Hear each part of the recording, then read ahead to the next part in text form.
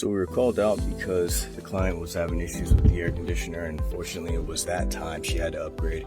We had a 2006 York and it just wasn't installed very well. I mean, if you look, they just have slices of ductboard under there holding the plenum up. This was originally an all-style coil.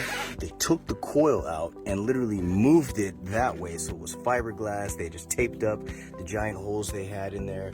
Whoever installed this was definitely not us. They installed it backwards, so the drain lines were not doing their job. As you can see, she had a water damage on the ceiling. So what we did was we upgraded the drainage over there, and this is what we did for it.